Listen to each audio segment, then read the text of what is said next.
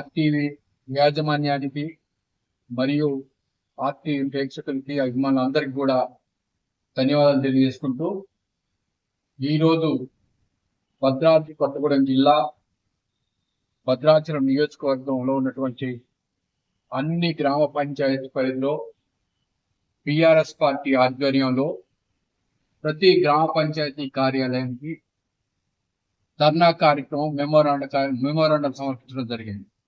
ప్రధానంగా గ్రామ పంచాయతీ పరిధిలో ఉన్నటువంటి సమస్యలపై ప్రతి నిరుపేదకి ఇందిరమ్మ ఇండ్లు మంజూరు చేయాలని, అదేవిధంగా వీధి లైట్లు నిర్మించాలని, డ్రైనేజీలు ఉన్నటువంటి చెత్త చెదార తొలగించాలని, తక్షణమే పారిశుద్ధ్య కార్యక్రమాలు చేపట్టాలని దాని మీద జిల్లా వ్యాప్తంగా అన్ని గ్రామ పంచాయతీలో ధర్నా కార్యక్రమం నిర్వహించి అక్కడ ఉన్నటువంటి గ్రామ పంచాయతీ ఈఓ గారికి మెమోరాండం సమర్పించడం జరిగింది.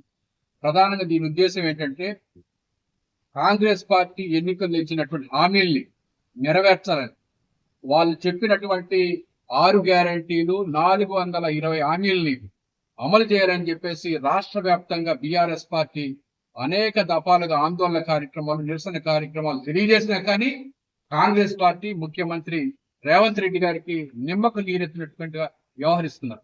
ఒక్క సమస్య పరిష్కారం కాలేదు. ఈ రోజు వరకు కూడా 18 మాసాలు అయింది కాంగ్రెస్ పార్టీ అధికారంలోకి వచ్చే రాష్ట్రం. తెలంగాణ రాష్ట్ర ప్రజల్ని వాళ్ళు ఇచ్చినటువంటి ఎన్నికల్లో హామీలు ఒక్కటి కూడా నెరవేర్చలేదు. ప్రజలందరినీ మోసం చేశారు. ఒక వర్గాన్ని కాదు, ఒక సామాజిక వర్గం కాదు, రైతాంగాన్ని మొదలుకొని అన్ని వర్గాల ప్రజల్ని మాయ మాటలతో కళ్ళబోలి కథలు చెప్పి అధికారానికి వచ్చినటువంటి కాంగ్రెస్ పార్టీ వాళ్ళు ఇచ్చినటువంటి హామీలన్నింటికీ తుంగలోకి తెక్కారు. ప్రధానంగా మేము ఈరోజు తెలంగాణ రాష్ట్ర ప్రజల తరపున కాంగ్రెస్ పార్టీ ఏదైతే చెప్పిందో ఆ ఎన్నికల మేనిఫెస్టోని పూర్తి స్థాయిలో 100% అమలు చేసే విధంగా దశల వారి ఆందోళన కార్యక్రమం చేపడుతూనే ఉంటాం. ప్రతినిత్యం ఈ కాంగ్రెస్ పార్టీని వదిలిపెట్టేది లేదు.